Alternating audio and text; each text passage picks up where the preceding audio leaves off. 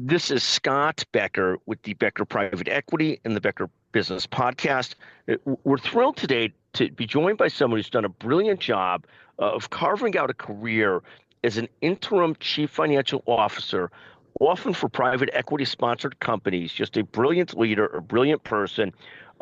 Craig Levy. Craig, can you take a moment to introduce yourself and tell the audience a little bit about what you do?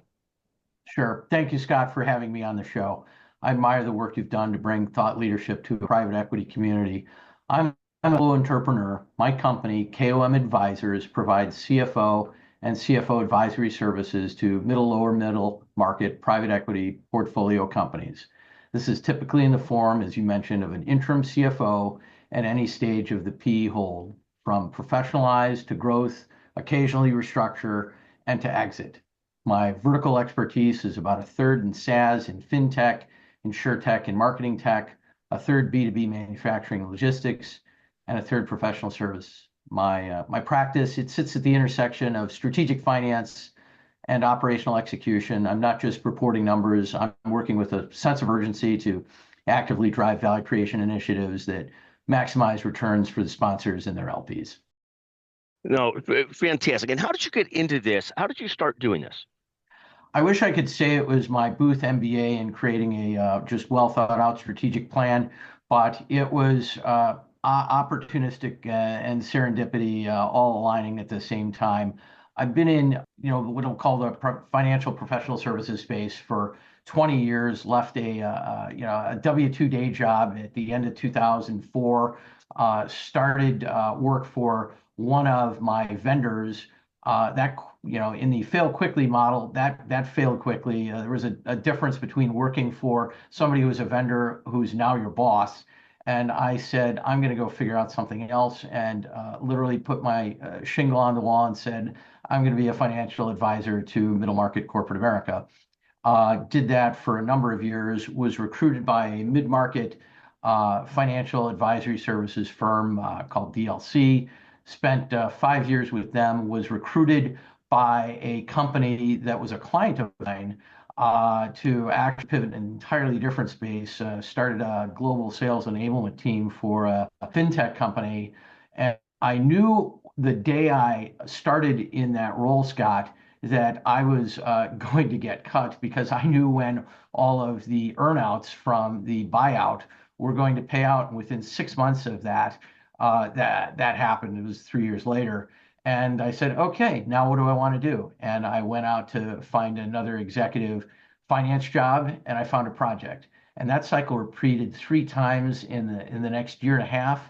And so now it was the fall of 2016, and I said, if this is what the market is offering, I'm going to harvest this, because finding interim executive finance roles was actually far easier and far more rewarding than sitting on the bench for 4 to 6 months and trying to get a permanent, what I'll call permanent, air quotes, W-2 based CFO job. And so that's what I've done, is I've held myself out as a executive leader in finance who's available on demand. That's fantastic. Talk a little bit about that flexibility and mindset that led you into this, and how important it is today in such an unstructured and changing world, that flexible view of how you approach work in your career. Can you take a moment on that? Certainly. You are talking to a guy that does not have a linear career path. There are many pivots. Some of them were calculated, some of them were presented to me, and others you were just forced to take action. And so resilience, tenacity, perseverance all come into the mix. And that was all backed up by something that I discovered when I left corporate America in early 2005, which is the strength of your network is going to provide you optionality. If you go your entire career and you only know who you know because you met them at your one job that you had, and then something happens 25 years into that, you're going to find yourself exceptionally flat-footed when presented with, as they say, external career opportunities. And I was in that situation where I left that company that wanted to hire me, who was previously a vendor. And I said, I'm just going to go figure this out. And there was this new tool back in early 2005 called LinkedIn, and I said, I'm going to figure this out. And literally in the span of a month, added 300 connections, and then just started meeting people, developing relationships. And it was that shampoo commercial back in the 70s, and they told two people, and so on and so on. And that's how it goes. Yeah, no, 100%. And so important. And what business trends are you watching today? You work a lot in the lower middle market. It seems day in, day out that the largest companies in the world are just crushing it and more and more challenges at the lower middle market. Can you talk about that or tell me that I'm not correct there? Because I'd love to hear that I'm not correct there, but talk about that lower middle market versus gigantic companies and what the world looks like. Scott, you're spot on. The middle lower middle market's behaving a little differently than the folks who are spending $1 billion to buy companies. The trends that I'm seeing right now are fundamentally changing how sponsors create and realize value. And that's one, an enhanced operational value creation mandate. Two, the exit environment complexity. And three, the escalation of non-bank senior lending. So I'll cover these briefly. First is a complete shift in financial engineering to operational value creation as the primary driver of returns. With the extended hold periods and the higher cost of capital, sponsors can't rely on multiple arbitrage and leverage to generate the returns they previously were used to. They need real operational improvement. There's a number of stats that back this up. The hold periods are increasing to 6.4 years now. Exit multiples are almost down a full turn, down to across all platforms about 11.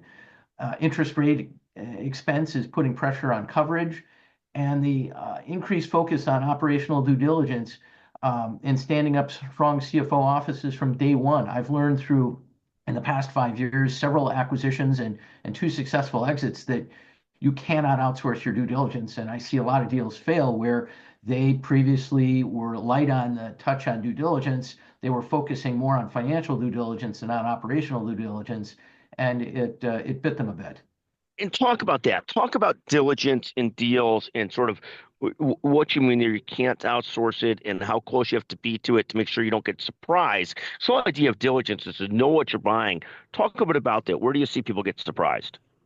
Sure, you've got the best MBAs out there looking at the financial metrics and looking at the ratios and the KPIs, but you need operators out there. As I was in the insurance tech business valuing cars 2 decades ago, you need people touching the steel. You need to actually have somebody going out into your target companies, understanding their customers, understanding how they make their products, whether it's intellectual property development through software or actually making parts and widgets. And we saw a logistics company that was bought through financial due diligence, but they didn't have an operator go in and actually look at what was going on and how they made their EBITDA. And we had a successful rep and warranty claim that the seller was not following the law in running the logbooks to code, essentially running unauthorized overtime, which generated higher than expected EBITDA because they needed more labor to actually generate the EBITDA they claimed. But without that inspection, that was not detected in diligence. It was detected after the fact. Fantastic. No, and your point is so well taken on the mix of financial diligence versus operational diligence that really understand how the business is run and what people are doing. I absolutely love that. Thank you. Talk about what you're most focused on, excited about currently. Craig, where are you most focused and excited currently? Sure. So me currently, I am focused on value creation. What I do is I go in and I land quickly and I have to discover what's going on. You don't have the runway of a new CFO and a honeymoon period. I'm getting called in because something didn't happen as planned, whether it was a platform that was acquired and it didn't come with the CFO, or the CFO that was acquired didn't work out or left voluntarily. And so I'm helicoptering in, and you have to make decisions in the face of imperfect information. And so that means, establishing credibility with the board and the CEO and the leadership team quickly. ensuring that the financial reporting is bulletproof, and then ultimately figuring out how your exit is going to take place. And that can be even in year one of the hold. You always have to have your eye on how is this thing going to monetize. Thank you very, very much. And Craig, you've been able to manage and build and pivot and really develop a great following and a great career. People highly respect you for what you do. What advice would you give to emerging leaders or emerging career people about navigating the workplace as it's changed so much over the last 20, 30, 40 years? What advice do you give young emerging leaders and career people?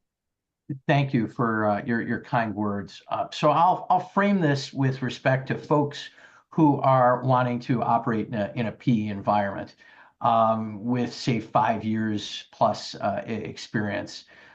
First, you got to know your superpowers and your blind spots, and have the intellectual humility to admit what you don't know. I'm exceptional at operational finance and value creation, but I've learned to partner with people who excel where I don't, which might be, financial architecture and things like that. At the manager level, you're building teams right now, and you don't have time to fix a bad hire. And so if you lack self-awareness, you build a team that's just like you create fragility. I remember much earlier in my career, I was expanding my finance team, and I prepared a job description and gave it to the recruiter. There's a shout out to Lisa Bennett, the recruiter, who saw a flaw in this and mentioned something to me I'll never forget. She said, "Stop hiring more of yourself. Sure, you're doubling down on your strengths, Craig, but your blind spots aren't covered. So you need to diversify your skill and knowledge base." And that was more than 20 years ago, and I live to that to this day. The other couple of things are you need to have a bias towards action. Execution discipline is key. You're never going to have perfect information, Scott. So if you have 80% of the information, build a plan that you can execute really well, and then be prepared to course correct. I've seen brilliant people fail because they couldn't translate, this great vision into action quickly enough. The folks I work for, they don't get paid for perfect, right? The PE sponsors, they get paid for results during the hold period, and you can't, well, I'm almost done, I'm almost done, I'm almost done. No, you have to go. The last thing is resilience. As I said earlier, right, my career path is anything but linear. Build those relationships before you need them, Scott. And don't be afraid to talk to anybody. Ask for the introduction, because you're going to come across things that aren't, how shall we say, as the glossy brochure described, in the way of difficult exits, restructuring, high pressure situations, board members that are confrontational. And it can only be upside to have as many resources help you navigate those bumps in the road. Craig, thank you so much for joining us today. Can you take one moment and tell people where they can follow you, or they could reach you, and so forth? Sure. Thank you, Scott. I'm on LinkedIn at Craig Levy. My email is craig.levy@kom-advisers.com. My cell is 847-644-5036. And I spend a lot of time networking, Scott. So if I can't help you, I have a deep network of folks that I'm able to refer to folks that are looking for CFO support. Thanks again, Scott. Thank you so much. I couldn't agree more with your perspective on so many issues. I so appreciate you joining us today on the Becker Business and the Becker Private Equity Podcast. Thank you for taking the time with us. Thank you, Scott.